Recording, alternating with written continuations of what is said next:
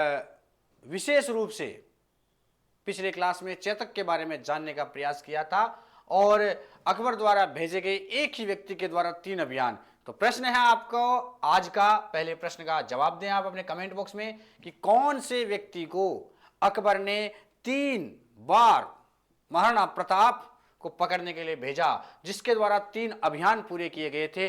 कौन था वो व्यक्ति, उसके बारे में आप हमें कमेंट बॉक्स में बताएं। और चलिए एक प्रश्न और है, उसका भी आप जवाब दें कि चेतक के 2 भाई कौन थे और चेतक कौन सी नस्ल का घोड़ा था, ये भी आप कमेंट बॉक्स में उत्तर दें। और चलिए हम बात करते हैं आज महाराणा प्रताप के साहित्य क्षेत्र के योगदान के बारे में कि महाराणा प्रताप छोटे मोटे व्यक्ति नहीं थे। उन्होंने भाई केवल युद्ध ही नहीं किए, उन्होंने स्थापत्य कला में भी अपना योगदान दिया और उन्होंने साहित्य कला में भी अपना योगदान दिया। और हम सबसे पहले साहित्य कला में महाराणा प्रताप के योगदान की चर्चा करेंगे कि साहित्य कला में महाराणा प्रताप का योगदान जो है वो कितना क्या रहा। तो मैंने पहले जब स्टार्टिंग किया था उस समय आपको है ना बताया भी था कि भाई किस तरह से महाराणा प्रताप जो है खुद एक कवि थे। महाराणा प्रताप ने भी कई कविताएं अपने जीवन काल में लिखी है और उनको एक विशेष पुस्तक में केसरी सिंह बारहट ने भी संकलित किया है और वो पुस्तक आती है प्रताप चरित्र। प्रताप चरित्र। तो आपसे सामान्य सी जानकारी में बता दूं कि प्रताप द्वारा लिखी गई जो रचनाएं हैं, प्रताप द्वारा जो रची गई कविताएं हैं, उनका संकलन किसने किया था? केसरी सिंह बारहट ने किया था। केसरी सिंह बारहट ने उनका संकलन किया था। भाई कहां पर किया था? प्रताप चरित्र में। किसमें किया था? केसरी सिंह बारहट ने प्रताप चरित्र में उनका संकलन किया था, है ना। अब हम बात करें कि भाई महाराणा प्रताप के दरबारी कवि कौन कौन से थे, तो एक आता है हेमरतन। हेमरतन जिनके बारे में हम बार बार पढ़ते आए हैं कि पद्मिनी चौपाई किसकी रचना है। यहाँ साइड में आपको सबसे पहले हेमरतन के बारे में बताता हूँ कि इनका एक रचनाकार कौन था? हेमरतन, जो इनका दरबारी कवि था। महाराणा प्रताप ने किन किन कवियों को अपने दरबार में आश्रय दिया, उनमें से एक कवि आता है हेमरतन। आपसे पूछा जा सकता है कि भाई हेमरतन किन का दरबारी कवि था, तो महाराणा प्रताप का दरबारी कवि रहा हेमरतन, जिसकी रचनाएं गोरा बादल और पद्मिनी चौपाई बहुत ही फेमस रचनाएं हैं इनकी। एक तो है गोरा बादल, एक है पद्मिनी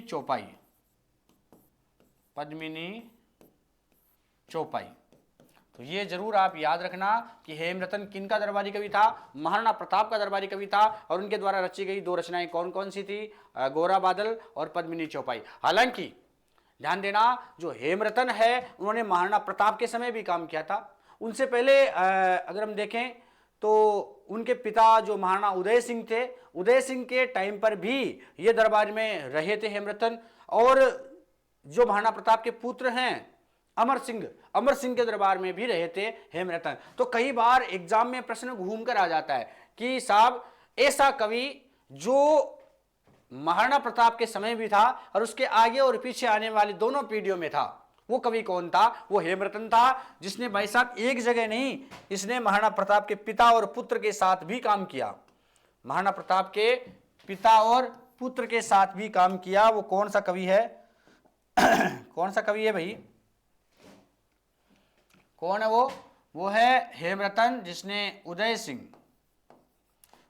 सिंह के दरबार में भी काम किया और अमर सिंह प्रथम के भी दरबार में काम किया। तो तीन महाराणाओं के काल में दरबारी कवि रहे हैं हेमरतन, जिनकी रचना गोरा बादल और पद्मिनी चौपाई है। मोस्ट इंपोर्टेंट प्रश्न है, याद कर लेना मित्रों। चलिए अब चर्चा करते। एक इनके कवि और थे, इनके कवि और रहे हैं, उनका नाम है चक्रपाणि मिश्र। जिन्होंने कई ग्रंथों की रचना की थी, कई ग्रंथों की, वो मोस्ट इंपोर्टेंट अपने लिए, और उनको हम इस बड़े पोर्शन पे लिखते हैं कि भाई दूसरे कवि, पहले कवि कौन है? हेमरतन, और दूसरे कवि कौन है? चक्रपाणि मिश्र। चक्रपाणि मिश्र महाराणा प्रताप के ही दूसरे दरबारी कवि हैं। कौन है? चक्रपाणि मिश्र। याद रखना, हेमरतन महाराणा प्रताप के समय भी थे, उदय सिंह के टाइम पर भी थे और अमर सिंह के टाइम पर भी थे। लेकिन चक्रपाणि मिश्र जो महाराणा प्रताप के समय थे, उन्होंने कई रचनाएं लिखी। चक्रपाणि मिश्र अपने आप में एक प्रतिभाशाली तो था ही था, है ना। इन्होंने महाराणा प्रताप के आदेश पर एक पुस्तक लिखी थी, विश्ववल्लभ वृक्षायुर्वेद। विश्ववल्लभ वृक्षायुर्वेद जो है वो पुस्तक चक्रपाणि मिश्र ने महाराणा प्रताप के कहने पर लिखी थी। याद रखना आप, कई बार एग्जाम में प्रश्न आ जाता है कि विश्ववल्लभ वृक्षायुर्वेद पुस्तक जो है वो किसके कहने पर और किसने लिखी थी। तो विश्ववल्लभ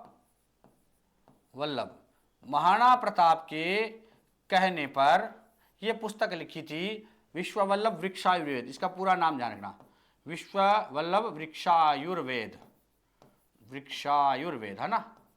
विश्ववल्लभ वृक्षायुर्वेद जो पुस्तक है वो महाराणा प्रताप के कहने पर, किसके कहने पर, महाराणा प्रताप की आज्ञा से, महाराणा प्रताप के कहने पर, महाराणा प्रताप के प्राप्त आदेशों के आधार पर, है ना, कि आदेशों के आधार पर विश्ववल्लभ वृक्षायुर्वेद की रचना किसने कर दी थी भाई, चक्रपाणि मिश्र ने कर दी थी। लेकिन बात आती है कि चक्रपाणि मिश्र जो है उसकी जितनी भी रचनाएं हैं उन पर वराह मिहिर का प्रभाव हमें दिखाई देता है। ये वराह मिहिर से बहुत ज्यादा प्रभावित था, है ना। तो ध्यान रखना, कई बार आ जाता है कि चक्रपाणि मिश्र की रचनाओं पर किसका प्रभाव हमें देखने को मिलता है, तो वराह मिहिर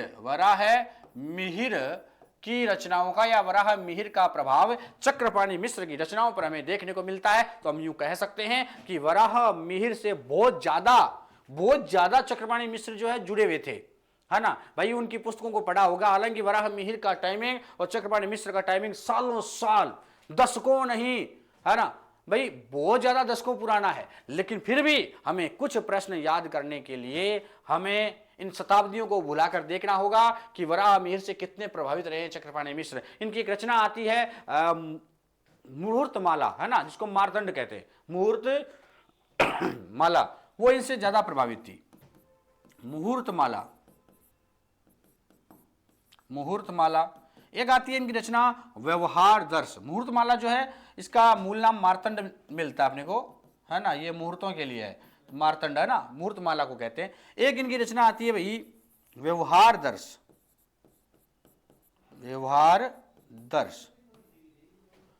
दर्श भी इन्हीं की रचना है भाई, है ना। एक इनकी रचना है जो शायद किसी से प्रभावित नहीं है, इनकी मूल रचना है, वो राज्याभिषेक की पद्धति, किस तरह से राज्याभिषेक किया जाता है उनके बारे में है। तो राज्याभिषेक पद्धति,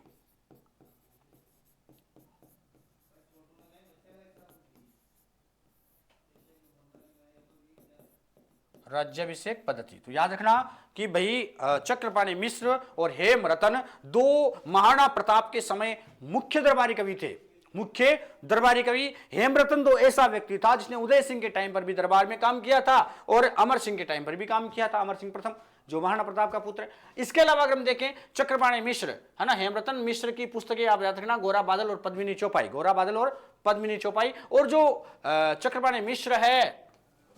चक्रपाणि मिश्र है वो वराह मिहिर से बहुत ज्यादा प्रभावित थे, तो इसलिए उन्होंने मुहूर्तमाला, व्यवहार दर्श जैसी किताबें लिख दी और खुद के ज्ञान से उन्होंने राज्याभिषेक पद्धति लिख दी और साथ में ही विश्ववल्लभ वृक्षायुर्वेद जो महाराणा प्रताप के कहने पर इन्होंने विश्ववल्लभ वृक्षायुर्वेद की रचना कर दी। तो पूछा जा सकता है आपसे कि महाराणा प्रताप के कहने पर चक्रपाणि मिश्र द्वारा कौन सी पुस्तक लिखी गई थी, वो है विश्ववल्लभ वृक्षायुर्वेद। इसके अलावा चक्रपाणि मिश्र की कौन कौन सी पुस्तकें हैं जो कि वराह मिहिर से प्रभावित रही हैं, तो वो कौन कौन सी है, मार्तंड बोले तो मुहूर्तमाला और व्यवहार दर्श, और एक पुस्तक जो इनकी मूल रचना है जो किसी से प्रभावित नहीं है, प्रभाव विहीन है, यानी वो खुद के प्रभावित है, खुद के आधार पर मनोयोग से लिखी कि किस तरह से राज्याभिषेक किया जाए, वो है राज्याभिषेक पद्धति। कौन सी है, राज्याभिषेक पद्धति। तो कुल मिलाकर के ये दो दरबारी कवि आपको याद रह जाएंगे, याद तो रह जाएंगे। तो ये इनकी साहित्यिक कला है, ये क्या है, ये इनकी साहित्यिक कला है। देखा, अब हम महाराणा प्रताप के समय, महाराणा प्रताप जो है भाई और भी कई चीजों में अपना योगदान रखते हैं, है ना। महाराणा प्रताप के बारे में भाई साहब हमने कई जानकारियां ली है, वैसे तो ये छोटी छोटी जानकारियां और थी। और कल के प्रश्नों में एक प्रश्न और आपसे मैं जोड़ देता हूं कि जो जागीर दी गई थी चेतक को लाने वाले, उन गुजराती व्यापारियों को, जो चारण व्यापारी उनको, वो कौन कौन सी जागीर थी जो महाराणा प्रताप द्वारा दी गई थी, ये प्रश्न भी आप याद रखना। फिर हम बढ़ते हैं आगे की ओर। तो ये हमारे महाराणा प्रताप के बारे में बहुत ही भव्य, अनोखी और बड़ी बातें हैं, बहुत ही भव्य, अनोखी और बड़ी बातें। तो मित्रों, क्या आपको, भाई हम आगे पढ़ेंगे, इतना सा ही नहीं है और भी है, लेकिन हमें आपसे सामान्य सी जानकारी, या यूं कहे कि आपको वीडियो कैसा लगा। दोस्तों, बीच बीच में से आप लाइक करते रहे और शेयर जरूर करें अपने दोस्तों को। जब तक आप शेयर नहीं करेंगे तब तक क्या है कि एक रौनक नहीं आएगी, है ना। कहते हैं ना, ऐसा बगीचा रोशन तभी होगा जब आप वीडियो को क्या करेंगे भाई, शेयर करेंगे, है ना। और सब्सक्राइब आप चैनल को जरूर कर लें। चलिए आगे बढ़ते हैं मित्रों। ये तो थी महाराणा प्रताप की साहित्यिक कला। तो महाराणा प्रताप की साहित्यिक कला में कितने आदमी आपको याद रखने हैं? 2। कौन कौन? हेमरतन। कौन कौन है भाई? एक तो हेमरतन है, कौन है? हेमरतन है। और दूसरा कौन सा है भाई? चक्रपाणि मिश्र। तो हेमरतन जो है, उनकी रचनाएं कौन कौन सी हैं? हेमरतन की रचनाएं कौन कौन सी है भाई? हेमरतन की 2 रचनाएं हैं, गोरा बादल और पद्मिनी चौपाई। और चक्रपाणि मिश्र की रचनाएं कितनी है? तो आपके सामने ये 4 रचनाएं चक्रपाणि मिश्र की है। इसके अलावा केसरी सिंह बारहट, जिन्होंने कहते हैं कि साहब महाराणा प्रताप जो स्वयं दोहे लिखते थे, महाराणा प्रताप ने स्वयं ने भी क्या लिखे थे? दोहे लिखे थे, खुद कविताएं रचते थे। और उन कविताओं का संकलन किसमें किया गया है? किसमें किया गया है? प्रताप चरित्र में। किसने किया? केसरी सिंह बारहट ने। केसरी सिंह बारहट ने। अब महाराणा प्रताप के बाद में उनका पुत्र जो है वो भी कम नहीं था साहब, वो भी जबरदस्त आदमी था, जबरदस्त व्यक्ति था, और वो है अमर सिंह प्रथम। और हम बात करते हैं अमर सिंह प्रथम की। 1597 में महाराणा प्रताप जो है वो भाई, जब वो तीर के धार लगा रहे थे, जहरीले तीर को जहरीला बना रहे थे, है ना, और उसी समय उनकी वो उल्टा वो जो है वो छुड़ गया और लगी, और इसकी वजह से उनकी कहते हैं कि साहब शहीदगी हो गई, वो शहीद हो गए। लेकिन हमें बड़ा दुख होता है इस चीज का कि महाराणा प्रताप जैसे वीर सैनिक इस तरह से मृत्यु को प्राप्त हो जाए, ऐसा तो नहीं होना चाहिए था। चलिए हम आगे जैसे जैसे चर्चा करेंगे, मैं आपको कुछ अच्छी अच्छी बातें और बताता चलूंगा कि साहब हमारे सामने एक आते हैं महाराणा अमर सिंह प्रथम, उनकी हल्की सी चर्चा हम कर लेते हैं। बाकी तो क्लासेज जो है कंटिन्यू चली रही है भाई, है ना। तो देखो, महाराणा अमर सिंह प्रथम, क्या समय है महाराणा अमर सिंह प्रथम का भाई? आप कमेंट बॉक्स में बताएं फटाफट से। महाराणा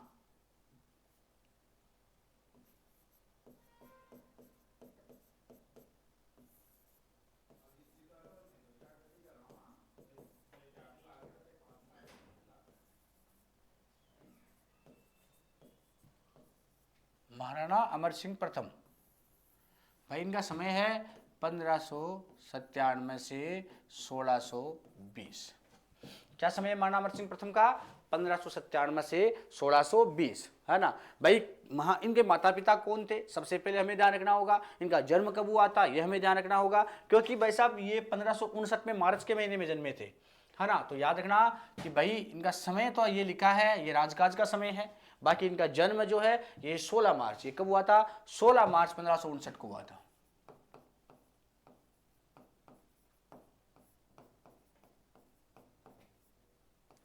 16 मार्च 1559 को महाराणा प्रताप की एक पत्नी अजबदेव पंवार, अजबदेव पंवार के गर्भ से इनका जन्म हुआ था। तो इनके माता पिता की अगर बात की जाए तो अजबदेव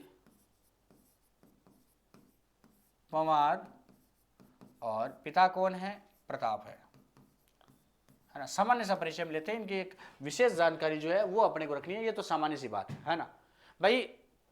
महाराणा अमर सिंह के बारे में हम जानकारी वैसे तो कम लेते हैं। जब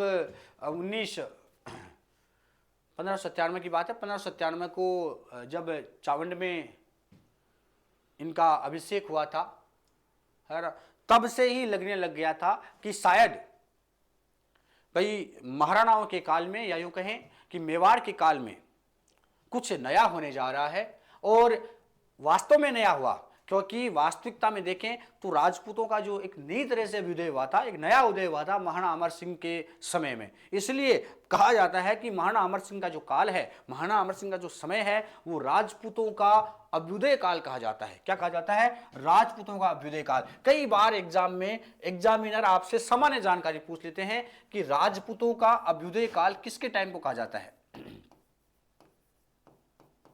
राजपूतों का अभ्युदय काल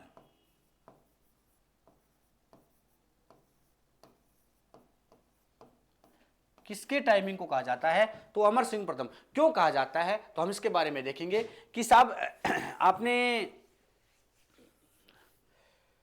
सायरा गांव का नाम सुना है, जो कुंभलगढ़ के समीप है, सायरा गांव। सायरा गांव जो है भाई, इन्होंने क्या किया था कि उसके आसपास के क्षेत्रों में पूरा अधिकार था मुगलों का। पूरा अधिकार किसका था? मुगलों का। लेकिन इसने उसकी परवाह नहीं करते हुए, उन्हें मुगलों की परवाह नहीं करते हुए आसपास के क्षेत्रों में छोटे छोटे खेड़े बसा दिए। आ जाता ना उमा जी का खेड़ा, बाबा जी का खेड़ा, है ना, फलान जी का खेड़ा, ढीगड़ा जी का खेड़ा, पूसा जी का खेड़ा। ये जो खेड़े आते हैं, ये सारे खेड़ों का जो श्रेय है, खेड़े बसाने का जो श्रेय है खेड़े बसाने का जो भी श्रेय है वो अमर सिंह प्रथम को जाता है। किसको जाता है? अमर सिंह प्रथम को जाता है। इनके समय एक बड़ी बात हुई थी, वो सीधी हम बड़ी बात पर आ जाते हैं। आपने ऊंटाला के युद्ध का नाम तो सुना होगा, उदयपुर में, वल्लभ नगर में हुआ था। उस समय की एक बड़ी बात आती है हमारे सामने। दो इनमें गुहिल वंश में ही दो हैं, एक चुंडा के वंशज है, एक शक्ति सिंह जी के जो वंशज है ना। तो सक्तावत और चुंडावत, है ना, दो व्यक्ति रहे। तो चुंडावत और सक्तावतों में, है ना, एक तरह से एक दुश्मनी इतनी ज्यादा बढ़ गई थी। बाद में क्या किया कि साहब अमर सिंह ने धीरे धीरे इनको अलग अलग जागीरें दी, अलग अलग पद दिए, इनको अलग अलग अधिकार दिए, इनके नियम कायदे कानून सभी बनाए। लेकिन कहते हैं कि साहब इतना सुधार करने के बाद में मामला बैठा नहीं। बाद में एक हरिदास झाला था।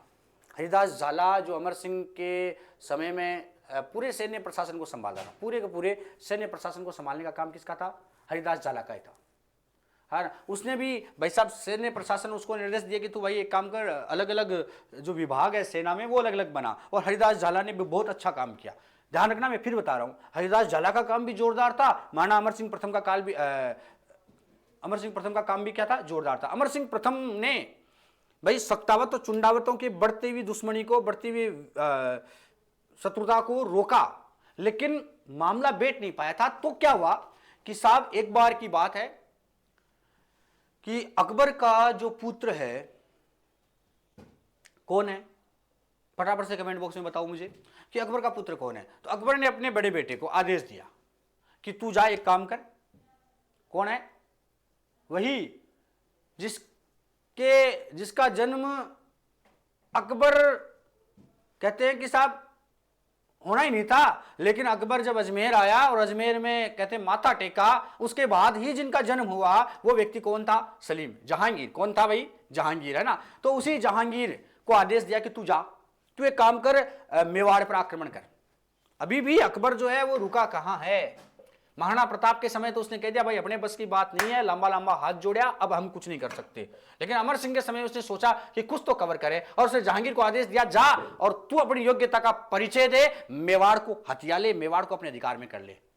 भाई साहब सन 1600 ईस्वी में पहुंचा जहांगीर बड़ी सेना लेकर के। इधर अमर सिंह प्रथम को जैसे ही पता चला, उसने भी कह दिया कि आ जाओ, जितने हो उतने एक साथ आ जाओ, है ना। अब भाई साहब ऊंटाला का युद्ध था, मामला गजब था। एक तरफ अमर सिंह के सेना में भी दो, एक सक्तावत और चुंडावतों का मामला था। भाई अमर सिंह के टाइम में भी कौन था? सक्तावत और चुंडावतों का मामला था। मामला गंभीर था भाई साहब कि अमर सिंह के समय भाई युद्ध, एक तरफ तो जहांगीर ने आक्रमण धावा बोल दिया अपने सेनापति कलूम खां के साथ, है ना, जिसको हम कायम खां कहते हैं, है ना, कलूम खां या कायम खां के साथ धावा बोल दिया मेवाड़ पर। इधर सक्तावत और चुंडावत आपस में भाई साहब जोरदार हो रखे थे कि भाई साहब हरावल का नेतृत्व तो हम करेंगे, है ना।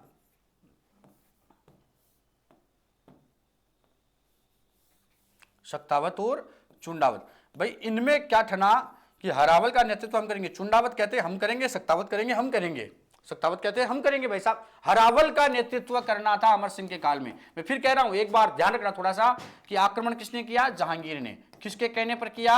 अकबर के कहने पर। तो एक तरह से अकबर का आक्रमण ही हो गया। जहांगीर के साथ कौन आया था? कलूम खां या कायम खां जिसे हम कहते हैं, कायम खां आया था, है ना। अब आक्रमण था कब हुआ था? 1600 ईस्वी में। सामने कौन था? अमर सिंह। कौन था भाई सामने? अमर सिंह था। लेकिन अमर सिंह के टाइम पर भी अमर सिंह के पास यह दिक्कत थी कि सक्तावत और चुंडावत आपस में फिर लड़ पड़े कि भाई आगे की पंक्ति हरावल, मैंने समझाया था महाराणा प्रताप के समय आपको, हरावल, है ना, बताया था आपको। है ना। अब हरावल तो आगे का भाग है, तो पीछे वाले भाग को क्या कहते हैं ये भी मैंने बताया था आपको, कमेंट बॉक्स में उत्तर देंगे पीछे वाले भाग को क्या कहते हैं। भाई सक्तावत और चुंडावतों में भिड़ गई, जोरदार ठन गई कि हरावल का नेतृत्व हम करेंगे, है ना। चुंडावत कहते हैं हम करेंगे, सक्तावत कहते हैं हम करेंगे। तो क्या हुआ कि वल्लभनगर का जो किला है उसका दरवाजा बना हुआ है, ये वल्लभनगर का किला है। देखो ये आपका क्या है, ये वल्लभनगर का किला है ना, समझ रहा है आपको। ये देखो आप, ये वल्लभनगर का किला है और इसका ये देखो दरवाजा, कितना प्यारा दरवाजा है ना। ये भाई साहब ये चांदी के तारों से बना हुआ है, अंदर लोहे के मजबूत गेट लगे हुए हैं। और भाई साहब इसको तोड़ने के लिए कह दिया कि जो इसको पहले, या यूं कहें कि वल्लभनगर के किले में जो भी पहले प्रवेश करेगा, चाहे सक्तावत पहले प्रवेश करो चाहे चुंडावत पहले प्रवेश करो, जो व्यक्ति सक्तावतों में से पहले प्रवेश कर जाएगा तो हरावल का नेतृत्व सक्तावत करेंगे, अगर चुंडावतों में से पहले प्रवेश कर जाएगा तो हरावल का नेतृत्व कौन करेंगे, कौन कहते हैं, कौन करेंगे, चुंडावत करेंगे। मामला गंभीर आ पहुंचा। अमर सिंह ने यही उपाय सोचा था, है ना, कि भाई ऐसे तो ये मानेंगे नहीं। जहांगीर सामने डट पड़ा है, कायम खां अपनी सेना को भाई साहब तैनात कर चुका है, लेकिन आगे की पंक्ति की भाई सबसे पहले कौन सामने जाएगा उसके, इस बात को लेकर के सक्तावत और चुंडावत लड़ पड़े। हरावल के लिए आगे खड़े होने के लिए क्यों लड़ते हैं ये दोनों, क्योंकि हरावल कोई छोटा मोटा काम नहीं होता था। हरावल में जो व्यक्ति जाता था वो भाई साहब उसकी वीरता की शान अलग होती थी, उसकी वीरता की बातें अलग होती थी, उसकी बहादुरी के चर्चे अलग होते थे, राजा के राज दरबारी उसके बारे में सबसे ज्यादा लिखते थे। और हरावल में वही व्यक्ति जाता था जो राजा का सबसे ज्यादा विश्वसनीय होता था। ऐसे एरे गेरे, है ना, नत्थु गेरे को कोई भी हरावल में नेतृत्व नहीं दे सकता था। भाई साहब चुंडावत हो सकता है, दोनों पर विश्वास था, लेकिन देख किसको, हरावल, है ना, और विश्वसनीय व्यक्ति हरावल में जाएगा साहब। अब इधर दुश्मनों का मामला बढ़ता जा रहा था भाई, और इधर से हरावल और चुंडावत, सक्तावत और चुंडावत हरावल की लड़ाई लड़ रहे थे। मामला तो गंभीर था। उस समय जो उससे पहले जो हरावल का नेतृत्व करते थे, कई बार पूछा गया है कि महाराणा प्रताप के समय हरावल का नेतृत्व कौन करते थे, तो हरावल जो सेना के जो आगे वाला भाग है उसका नेतृत्व वैसे चुंडावत करते थे। कौन करते थे, चुंडावत। इससे पहले की बात है, चुंडावत हमेशा करते आए थे, तो चुंडावत कहते हैं भाई हमारा अधिकार है, हम करेंगे। इधर सक्तावत कहते हैं भाई साहब हमेशा तुम ही करते हो, कभी हमको भी तो मौका दो, है ना। अब देखो, अब बात घटना यूं घटी कि सक्तावतों की तरफ से एक व्यक्ति था बल्लू सिंह सक्तावत, ये मच गया भाई हरावल का नेतृत्व तो हम ही लेंगे। कौन है, बल्लू सिंह, नाम भी गजब का है ना, बल्लू सिंह, है ना, बल्लू भाई। कौन भाई, बल्लू भाई। और उधर जो चुंडावत है उनकी तरफ से एक था जैत सिंह, उसने कहा भाई ये तो हमारा परमानेंट अधिकार है, ये तो हमें पैसा परंपरा के साथ मिला है। तो बल्लू सिंह और जैत सिंह इन्होंने साफ ही कह दिया कि चाहे जो हो जाए। अब अमर सिंह ने भाई साहब साफ ही कह दिया था कि जो पहले इस वल्लभनगर में या ऊंटाला के किले में जो पहला बंदा इस ऊंटाला के किले में जाएगा वही हरावल का, है ना, तमगा पाएगा, वही हरावल बनेगा, उसी के लोग हरावल। भाई कुल मिलाकर बात ही, समस्या का कुछ तो हल निकालना था, है ना। और इसमें कई कारण होते हैं कि भाई इस इतने बड़े मजबूत किले को भेदना, क्योंकि ऊंटाला के किले में उस समय कायम खां जो अपनी सेना लेकर बैठा था, मामला गंभीर था। अब इधर क्या होता है, इस वैसे तो इसमें चुंडावत हमेशा हरावल का नेतृत्व करते आए हैं। एक तरफ क्या होता है कि इसमें कहानी थोड़ी इंटरेस्टिंग है, मैं कहानी पूरी बताऊं तो टाइम लग जाएगा, लेकिन थोड़ी सी बता दूं कि बल्लू सिंह जो सक्तावत है इसने दरवाजे के सामने, यानी दरवाजे के सामने खुद खड़ा हो गया, दरवाजे को भाई साहब ऐसे दिखा करके, और पीछे हाथियों को बुलवाया और हाथियों से भाई दरवाजे को बिधवाया, यानी अपने ऊपर हाथियों का प्रहार किया, हाथियों की सूंड से, माथे से, खुद के कहते हैं साहब खुद के, हाँ ये बीच में आपको कहा गया कि YouTube जो है वो आप सब्सक्राइब जरूर कर ले, है ना, ये बीच में कह रहा है, ये आपको खुद ही कह रहे हैं कि भाई YouTube को आप सब्सक्राइब कर ले, है ना, इतना बढ़िया पढ़ने को आपको कहाँ मिलेगा, है ना। अब हाथी से खुद को टक्कर दिलवा रहा है भाई साहब, दरवाजे को तोड़ रहा है, मामला थोड़ी बैठेगा, नहीं बैठ पाया। जब तक दरवाजा टूटता उससे पहले चुंडावतों को लगा, और जय सिंह चुंडावत, है ना, भाई साहब इसने क्या किया, अपना सिर काटा। सिर ऐसे नहीं काटा, हुआ यूं था कि थोड़ी सी कहानी थोड़ी सी लंबी जाएगी लेकिन बता दूं, होता यह है कि ये रावत कृष्णदास चुंडावत का बेटा, कृष्णदास के बारे में आपने सुना था उस समय, है ना, बताया था मैंने, कृष्णदास चुंडावत का बेटा है। ये कम थोड़ा था, ये सीढ़ियों के सहारे सारे ऊपर चढ़ रहा था भाई साहब, है ना। उधर से कायम खां के सैनिकों ने देख लिया ऐसे और इसके भाई साहब गोली मार दी, है ना, इसके गोली मार दी, इसकी गोली भाई साहब सीधे सीने में आकर लगी थी। इसने सोचा मैं ऐसे ही मर जाऊंगा, ऐसे कैसे चलेगा काम। इसने तुरंत अपना तलवार निकाली, अपना गर्दन काटा और गर्दन को उठाकर सीधे किले के अंदर फेंक दिया। सीधे किले के अंदर किसका साहस हो सकता है ऐसा भाई, किसका साहस हो सकता है? ये केवल उसी वीर बलिदानी खून का साहस हो सकता है। इसने भाई साहब उठाया अपने सिर को और सीधे दुर्ग में फेंक दिया। दुर्ग में जाकर के पहले भाई साहब इसका सिर पड़ गया। अब तो सक्तावत भी सक्ते में आ गए कि नहीं, चुंडावत ही योग्य हैं इसके तो, और चुंडावत ही बनेंगे, चुंडावत ही भाई साहब क्या करेंगे, हरावल बनेंगे। क्या बनेंगे?